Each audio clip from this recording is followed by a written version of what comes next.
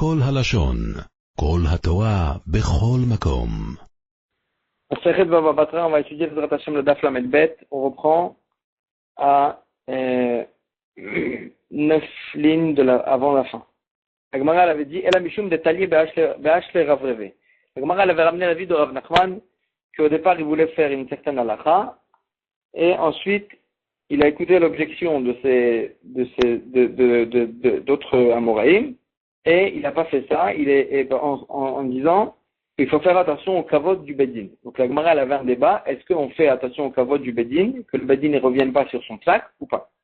Et donc Rav Nachman, il a écouté l'objection des autres Amoraïm, et il a dit qu'on pouvait pas, le Bedin ne pouvait pas changer le psak qu'il a fait. Et là, la Gemara a dit, Ela Mishum de Talia Be'ashle Rav Reve. Ce débat-là, il dépend des grands arbres, il dépend de grandes machloquettes entre les Tanaïm, on va voir maintenant des Tanaïm qui pensaient qu'on ne fait pas attention au kavod du Bedin. Le Bedin, il peut changer le psak qu'il a fait. Betnan, on a vu ça dans la Mishnah suivante. Rabbi Yehuda Omer, Rabbi Yehuda a dit, En ma'alim la keuna al pi adechad.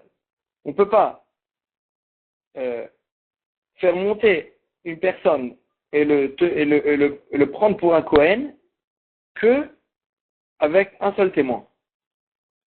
Un Kohen, donc c'est une personne qui a un statut de Kohen, donc il mange de la trouma, il peut faire birkat Kohanim, il peut faire la voda au Bet Amikdash.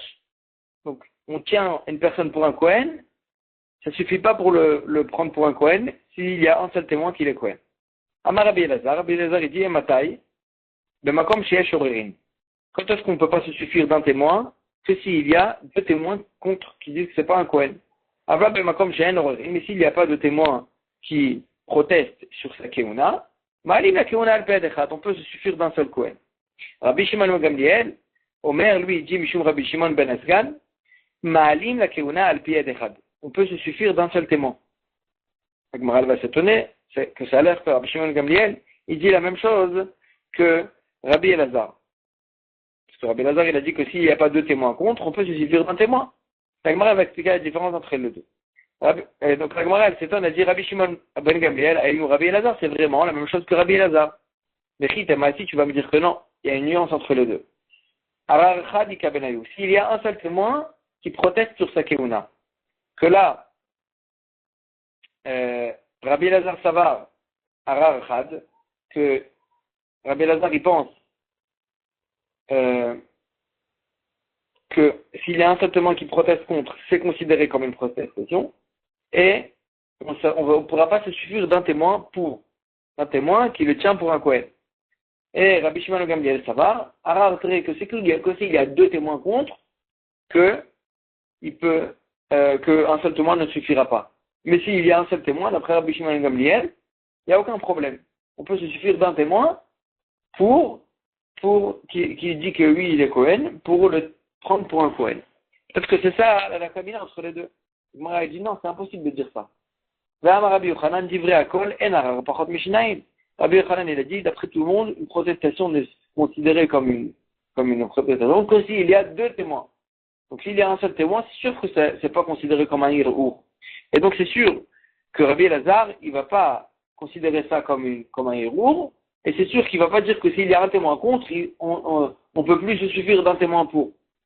Donc c'est sûr que les deux, ils ont parlé, que s'il y a deux témoins, que là, c'est considéré comme un. Donc je reviens à la question, que Rabbi Shimon ben Gamliel et Rabbi Elazar, c'est la même chose.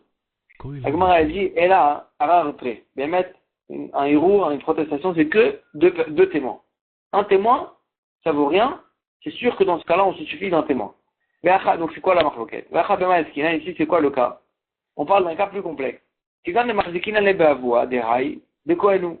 savait tout le monde, il y avait une chazaka, que les ancêtres de cette personne-là, c'est des Kohanim. Son père aussi, c'était un Kohen, il n'y a pas de problème.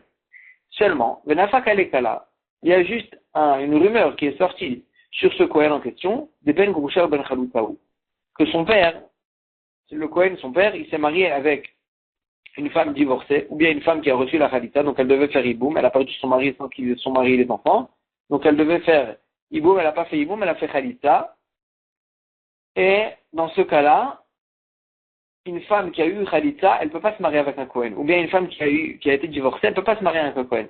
Si elle se marie avec un Kohen, le fils qu'ils auront, c'est pas considéré comme un Kohen. C'est considéré comme un Kohen halal, un Kohen pasoul. Donc là, cette personne-là, on sait tous que ses ancêtres c'est des Kohanim. Il n'y a pas de problème. C'est une lignée de Kohanim. Juste, il y a une rumeur comme quoi, ce Kohen en question, son père qui était Kohen, il s'est marié avec un mariage interdit pour les Kohanim. Et donc, lui, le fils, il a perdu son statut de Kohen. Vertiné. Donc, on l'a fait descendre de sa Keuna. On l'a considéré comme un Kohen pasoul. Ve'ata edechad, il est venu un témoin.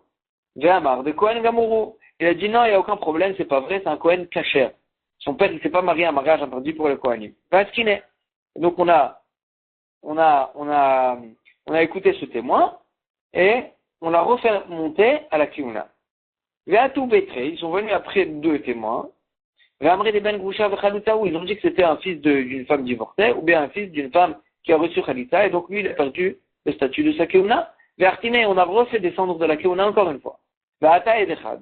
Il est revenu encore un témoin. Ve'amar de Kohenou. Il a redit encore une fois que c'est un Kohen. Donc maintenant, il y a en fait un témoin. Au départ, il y avait une rumeur que c'est pas un Kohen. Un témoin, il est venu que c'est lui un Kohen. Deux témoins, ils sont venus que c'est pas un Kohen. Et maintenant, il revient un témoin encore une fois, il dit que c'est lui un Kohen. Donc, on peut associer les deux témoins seuls pour en faire une édoute de deux témoins. Et donc, on se retrouve avec deux témoins pour qui c'est un Kohen et deux témoins pour eux, c'est pas un Kohen. C'est un Kohen pasoul. Donc, Agmara a dit des coulées Alma, Mitztarfin et doute. On peut associer les deux témoins qui n'ont pas témoigné ensemble pour en faire un seul témoignage pour dire que maintenant il y a un témoignage de deux témoins pour, un témoignage de deux témoins contre. Et donc, ici, ça aurait été quoi la marloquette ici dans ce cas-là? Agmara veut dire que c'est ça la marloquette, c'est ça le cas de la nafkamina entre Rabbi Shimon Gamliel et Rabbi Elazar. Et ici, on a une question, est-ce qu'on doit faire attention au kavod du Bedin? Parce que là, le Bedin, vraiment, ça avait l'air d'être, entre guillemets, un yo-yo. Une fois oui, une fois non, une fois oui, une fois non. Et donc, on se demande, est-ce que, dans ce cas-là, il faut faire attention au kavod du Bedin et le laisser pasoul pour la Keuna, pour ne pas le refaire retourner à la Keuna et mépriser le kavod du Bedin. Et donc,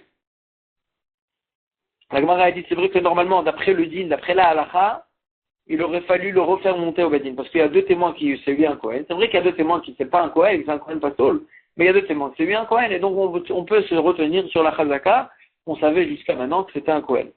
Et donc, la seule question, elle est, est-ce qu'on doit faire attention au kavod du Bedin? Rabbi Elazar, ça va, Kevan de Arstine, puisque le Bedin, il a fait descendre la Keuna, l'homme askinane, on le refait pas remonter. Rachina, les illuteurs de Bedin, on fait attention de ne pas mépriser le Bedin. Rabbi Shimon Gamliel Savar, Anan Artinan, Vanan Maskinane. C'est nous qu'on l'a fait, son nom qu'on l'a enlevé de sa Keuna, et donc c'est nous qu'on le refait remonter à la Keuna, ou les divitats de Bedina le Chashima. On ne fait pas attention au kavod du Bedin. Il n'y a pas à faire attention, on cherche la vérité. Et donc, ça aurait été ça la marloquette notre Rabbi Elazar. Quand Rabbi Elazar il dit dans la Mishnah que c'est que s'il n'y a pas de protestation qu'on peut se tenir sur un et des chad, il faisait référence à un cas pareil, que s'il y a une protestation et qu'on l'a fait descendre de la Keuna, on ne peut plus le refaire monter avec un seul témoin. Et donc, pourquoi? À cause du kavod du Bedin. Rabbi Shimon Gamliel, il n'a pas fait la différence, il a dit dans tous les cas, on le refait remonter à la Keuna avec un témoin. Matkifla Rabashi, il objecte sur cette explication des paroles de Rabbi Elazar. Iachi, si c'est à cause de ça, le problème il est le kavod du Bedin, Meiri Achad. Pourquoi tu me dis qu'on parle s'il y a un seul témoin au dernier cran? Même s'il y a deux témoins au dernier cran, comme quoi c'est un bon Kohen, Gamour, il n'y a pas de problème, il n'y a pas de psoul dans sa Keuna, même s'il y a deux témoins, tu ne peux pas te fier à leur témoignage, parce qu'on fait attention au kavod du Bedin. C'est aucun rapport par Rabbi Elazar, il nous dit, puisqu'il y a un seul témoin, tu ne peux pas te fier à un témoin, même s'il y a deux témoins. Si la raison elle est pour le kavod du Bedin, tu n'aurais pas pu le faire remonter à la Keuna. Et là, Ravashi, il repousse cette explication. Découlé Alma, le Chashin les Ziluta le Bedin. On fait pas, d'après tout le monde, on ne fait pas attention au kavod du Bedin. Veacha, et ici, la marloquette, elle est dans le cas qu'on a cité. Comme quoi, au départ, il y avait une rumeur comme quoi c'était un Kohen pasoul. Et ensuite, il y a un témoin qui a dit que c'était un Kohen kasher. Ensuite, il y a deux témoins qui ont dit que c'était un Kohen pasoul. Ensuite, il y a encore une fois un témoin qui a dit que c'était un Kohen kasher. Et ici, la marloquette, elle est, mais les tarifs et doutes comme il plaît. Est-ce qu'on peut associer les deux témoins qu'ils ont, chacun il a témoigné tout seul, et en faire un témoignage de deux témoins pour contredire le témoignage de deux autres témoins, ou pas? D'après Rabbi Elazar, puisque en fin de compte, il y a un seul témoin, tu ne peux pas l'associer au témoin seul d'avant pour contredire le témoignage de deux témoins, et donc tu ne peux pas le faire remonter à la Kivuna. Alors que d'après Rabbi Shimon Gamliel, tu peux. Ou le plus et ça dépend de la marloquette Tanaïm suivante, est-ce qu'on peut associer deux témoins qui ont témoigné tout seuls? De Tania. Léolam, Enedutan Mitzarefet. Jamais on peut associer les témoignages à Chirush Nem Kechad. Sauf si ils ont vu les deux ensemble. C'est-à-dire, ça fait pas référence au cas qu'on a parlé. Ça fait référence à un cas un peu différent. Que par exemple, il y a Réhouven et Shimon, chacun témoigne que Réhouven, il doit de l'argent à Shimon. Un, il dit, j'ai vu qu'il lui a emprunté. L'autre, il a dit, non, il m'a dit à moi qu'il lui doit de l'argent. Donc, ils n'ont pas vu, en fait, le même cas. Ils n'ont pas vu la même chose, mais d'après les deux, il sort que Réhouven, il doit de l'argent à Shimon. Et donc là, il dit, Tanakama, ça, c'est pas mitzaref. Ça s'appelle pas un témoignage de deux témoins. C'est un témoignage d'un témoin et encore un témoin. Rabbi Yoshua ben Korcha Omer, Afilou Beze Acharze, même si ils témoignent l'un après l'autre, il n'y a pas de problème. Deuxième cas, ça se fait référence au cas que nous on a parlé. Un témoignage n'est considéré comme un témoignage de deux personnes au Bedin que s'ils témoignent ensemble. S'ils n'ont pas témoigné ensemble, c'est pas considéré comme un témoignage. Ça ne peut pas s'associer l'un avec l'autre. Rabbi Nathan Omer, Shomin Varav Shezde Ayom, ou Kshiavo Chavero le Machar, Shomin Varav. Il n'y a pas aucun problème, il dit Rabbi Nathan. Tu peux écouter un témoin aujourd'hui et l'autre témoin le lendemain. Et ça va s'associer pour considérer ça comme un témoignage de deux témoins. Et donc, même si, donc, d'après Rabbi Nathan, il n'y a aucun problème d'associer un témoin, encore un témoin, pour le considérer comme un témoignage de deux témoins. Et donc, en fait, on voit ici cette marloquette entre Rabbi Nathan et Tanakama. Est-ce qu'on peut associer deux témoins qui n'ont pas témoigné en même temps?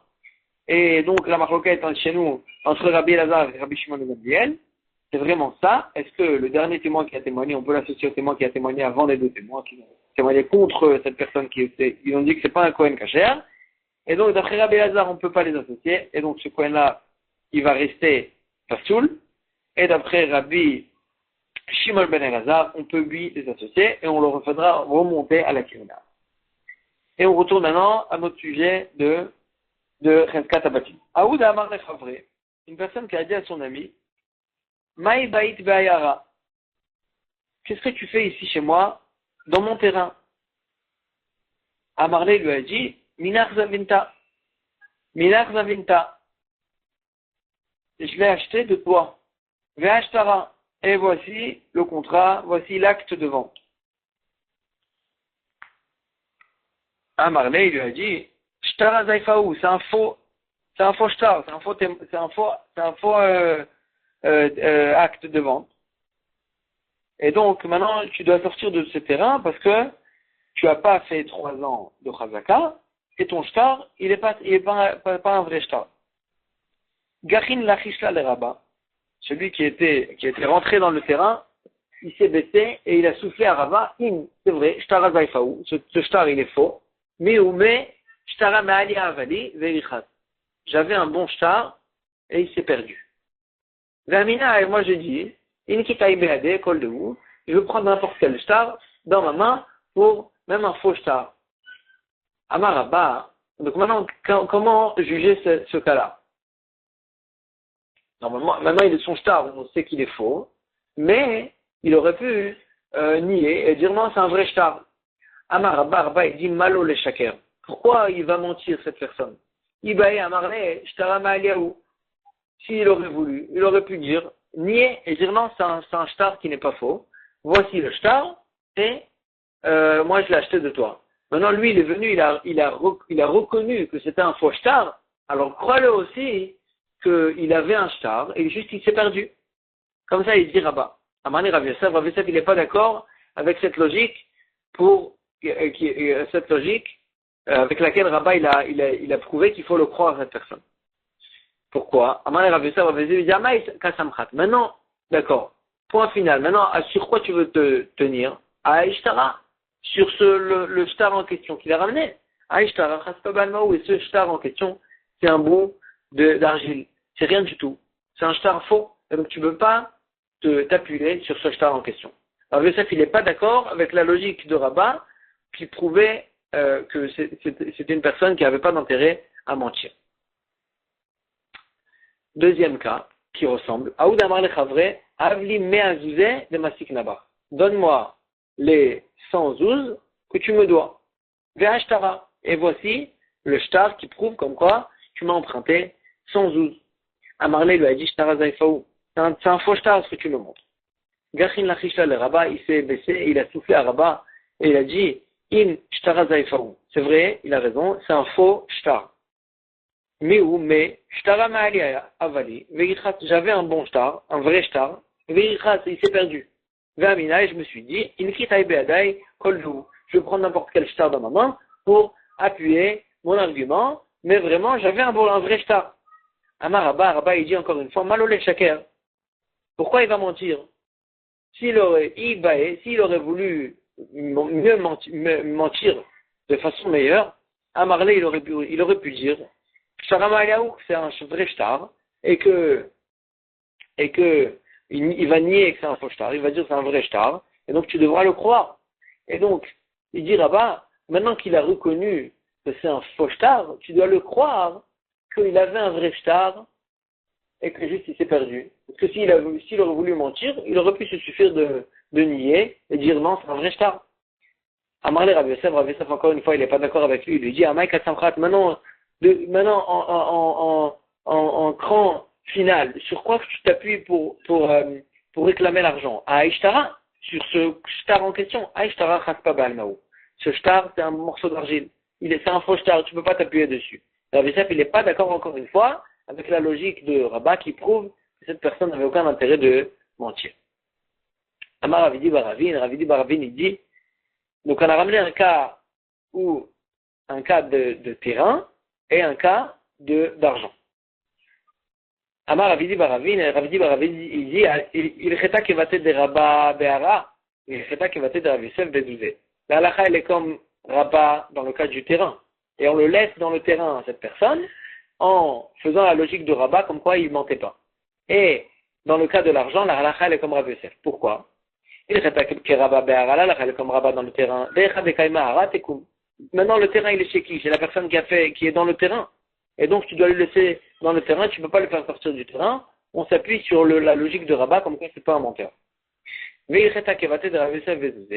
la halakha, elle est comme Rav Yosef dans l'argent.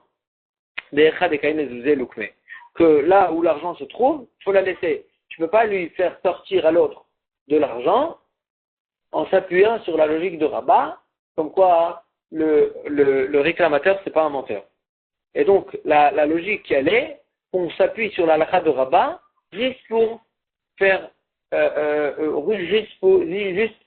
pour laisser la chose comme ce qu'elle est. Donc, dans le terrain, que tu veux laisser la chose comme qu'elle est, laisser la personne dans le terrain, tu peux le laisser, mais dans l'argent, tu veux faire sortir de l'argent de l'autre avec cette logique de Rabat, tu ne peux pas le faire. À Ouarva, il y avait un garant qui était garant d'une dette. Et Amarle la lové, il est venu chez le lové, chez celui qui a emprunté de l'argent, et il lui dit, Avli me'azouzé, donne-moi 100 zouz, de parati la malvé. Il a fait parce que j'ai remboursé ta dette à celui qui t'a prêté de l'argent au malvé.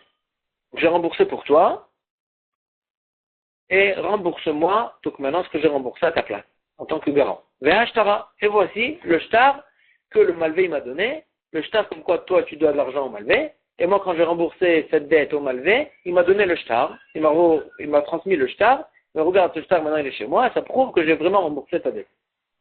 Amarli lui a dit, effectivement, tu m'as remboursé la dette, mais l'avparaticha, n'est-ce pas que je t'ai remboursé à moi, je t'ai déjà remboursé ce que tu me réclames maintenant. Amarli lui a dit, l'avadrat chakeltinu, minaï, n'est-ce pas que tu me l'as déjà, et c'est vrai que tu m'as remboursé, effectivement, tu m'as remboursé, mais tu me l'as repris. Tu me l'as repris de chez moi. Ce que tu m'as remboursé. Et donc, tu me dois encore cette dette-là. Maintenant, la question, elle est, le shtar qui tient le garant, c'est un shtar c'est un shtar avec lequel il peut réclamer au lové, de lui rembourser ce qu'il a remboursé au malvé. D'accord? Maintenant, si le lové il lui a déjà remboursé cette dette-là, et juste il lui a emprunté du garant encore une fois, il a emprunté de l'argent, ce shtar, il n'est pas valable pour ce nouveau prêt. Donc maintenant, comment juger cette affaire? Est-ce qu'on peut s'appuyer sur ce shtar qu'il sort maintenant le garant, ou bien on va lui dire, non, attends, il t'a remboursé cette dette-là, et toi tu as reconnu qu'il t'a remboursé, et tu as dit qu'il t'a re-emprunté de l'argent, d'accord? Pour ce nouveau prêt, tu n'as pas de shtar. Donc comment juger cette affaire? Shachar Avidi Baravin, le Kameda Abaye. Il a envoyé cette affaire devant Abaye, il lui a dit, Kai Gavna Mai, quel est le halakha dans ce cas-là? Shalachla Abaye lui a dit, Maïti Baile, pourquoi il a eu un safek? C'est pourtant lui-même qui a dit, la